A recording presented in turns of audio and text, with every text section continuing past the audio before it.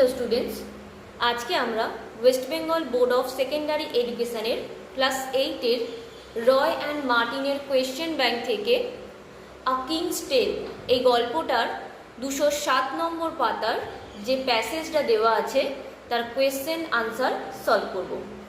দেখো, এর দাগে প্রথমেই দিয়েছে complete the following sentences with information from the text. টেক্সটের যে পোর্শান এখানে দেওয়া আছে, যেটুকু অংশ এখানে দেওয়া আছে, সেখান থেকে তথ্য নিয়ে আমাদেরকে এই সেন্টেন্সগুলোকে পূর্ণ করতে হবে। তো প্রথমেই বলেছে অ্যাট দ্য এজ অফ 18 বছর বয়সে আর্থার সাকসিডেড, আর্থার সফল হয়েছিল। কিসে সফল হয়েছিল? তরবারিটাকে তুলতে সে সক্ষম হয়েছিল। In lifting the sword for the first time, এটা হবে answer. In lifting the sword for the first time. দুয়ের দাগে দেখো, এর দাগে দুয়ে king Arthur for battles. King Arthur, রাজা আর্থার যুদ্ধ করতেন। সো দ্যাট, যাতে। তিনি কেন যুদ্ধ করতেন? না, যাতে তার সাম্রাজ্যের কেউ কোনো বা তার প্রজাদের কেউ কোনো ক্ষতি না করতে পারে। তো এর আনসারটা হবে so that no one could ill-treat the humblest of his subject.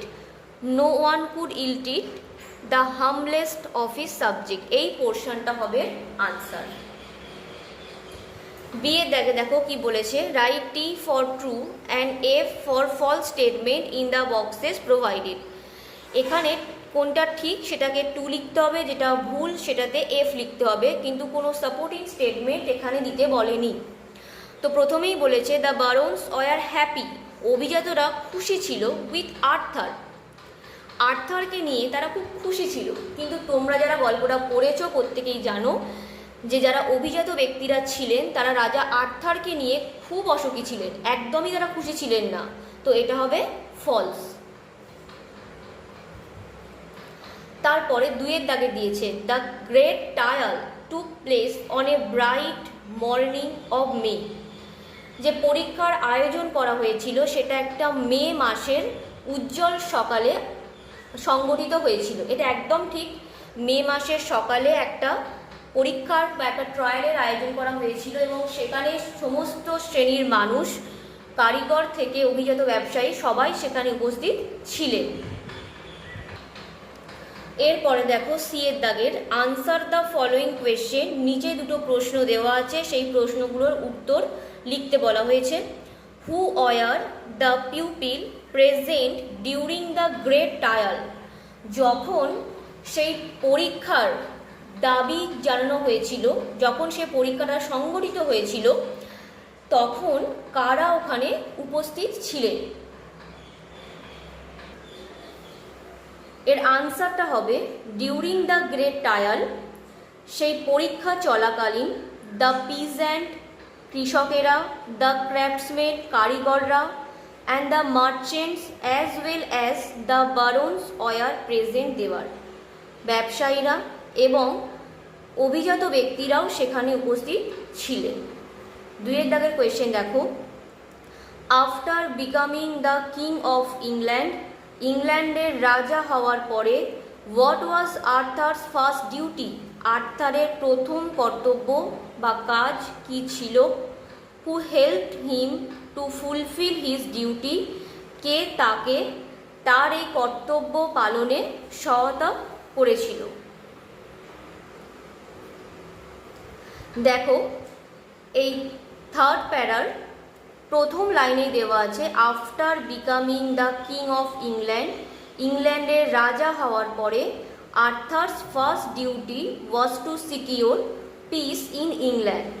আর্থারের প্রথম কর্তব্য ছিল ইংল্যান্ডের শান্তি নিশ্চিত করা। He was helped by wise Merlin, এবং তাকে বিচক্ষণ বা জ্ঞানী মার্লিন সাহায্য করেছিলেন এই কাজটি করার জন্য। এই লাইন এখান থেকে এখান পর্যন্ত এই দুটো লাইন হবে আনসার। তোমরা এটা খাতায় লিখে নিও। এরপর 213 নম্বর পাতার যে পৃষ্ঠা আছে তার কোয়েশ্চেন আনসার আমরা সলভ করব। এর দাগে দিয়েছে চুজ দ্য কারেক্ট অল্টারনেটিভ, সঠিক উত্তরের তলায় দাগ দাও। একের দাগের কিং ইউথার পেন্ড্রাগন রুলড, রাজা ইউথার পেন্ড্রাগন কোথায় রাজত্ব করতেন? চারটে অপশান দেওয়া আছে, তো এর আনসার হবে option D, England. Pendragon died, Uther Pendragon মারা যান, কখন মারা যান? চারটে অপশান দেওয়া আছে, তো এর আনসার হবে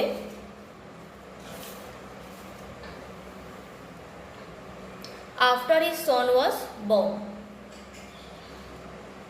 তিনের দাগের মার্লিন ওয়াজ, মার্লিন কে ছিলেন? মার্লিন ছিলেন একজন প্রফেট। বিয়ের দাগের state whether the following statements are true or false, provide sentences from the passage in support of your answer. True false লিখতে হবে এবং উত্তরের সপক্ষে তোমাদেরকে এখানে সাপোর্টিং স্টেটমেন্ট দিতে বলেছে। তো একের দাগে দেওয়া আছে the royal baby was decided to be brought up by Merlin. Merlin ঠিক করেছিলেন যে তিনি এই রাজকীয় সন্তানটিকে নিয়ে, মানে রাজার সন্তানকে লালন পালন করে বড় করে তুলবেন। এটা ছিল ফলস, এর আনসার হবে ফলস, কারণ মার্লিন এবং স্যার উলফিয়াস দুজনে মিলে স্যার হেক্টর এবং তার ওয়াইফকে আদেশ করেছিলেন যে বাচ্চাটিকে লালন পালন করে বড় করে তোলার জন্য। তো সাপোর্টিং স্টেটমেন্ট হবে মার্লিন সেড, মার্লিন বলেছিলেন। তারপরে যে লাইনটা আছে we order you and your wife to bring up this child, এই দিস চাইল্ড পর্যন্ত লাইনটা হবে সাপোর্টিং স্টেটমেন্ট। দুয়ের দাগে ইউথার পেন্ডাগনস ওয়াইফ ওয়াজ লেডি ইগ্রেন, ইউথার পেন্ডাগনের স্ত্রী ছিলেন লেডি ইগ্রেন, এটা ডেফিনেটলি ট্রু। তো এর সাপোর্টিং স্টেটমেন্ট কি হবে? King Uther Pendragon had married the beautiful lady Igraine, এই লাইনটা হবে এর সাপোর্টিং স্টেটমেন্ট। এরপর 215 নম্বর পাতার যে পৃষ্ঠা দেওয়া আছে তার কোয়েশ্চেন আনসার আমরা সলভ করব। দেখো এখানে প্রথমে বলেছে write true false and provide supporting statement, phrase or words in support of your answer. তো টু ফলস লিখতে হবে এবং সাপোর্টিং স্টেটমেন্ট দিতে হবে। In the middle of the room, ঘরের মাঝখানে was a big round oak table, ছিল একটা বড় গোল ওক গাছের তৈরি সুন্দর টেবিল, ক্যাপেবল অফ সিটিং 50 পিপল, যেখানে 50 জন লোক বসতে পারবে। এটা একদম ঠিক। তো এর সাপোর্টিং স্টেটমেন্ট কোনটা হবে? In the middle of the room was a large round oak table richly carved capable of seating 50 people. এই in the middle of the থেকে 50 পিপল পর্যন্ত যে লাইনটা দেওয়া আছে এটাই হবে সাপোর্টিং স্টেটমেন্ট। দেখো the knights went on innumerable safe adventure, তারা খুব নিরাপদ কিছু অভিযান করেছিল। না, নিরাপদ অভিযান ছিল না। রাজার যে সমস্ত যোদ্ধারা ছিলেন তারা অসংখ্য বিধ্বংসী অভিযান করেছিল তাদের প্রাণের ঝুঁকি নিয়ে, এবং তাদের সেই দয়ালু মনোভাবের এবং সেই বীরত্বের গল্প গোটা দেশে ছড়িয়ে পড়েছিল। তো এটা হবে ফলস। এর সাপোর্টিং স্টেটমেন্ট হবে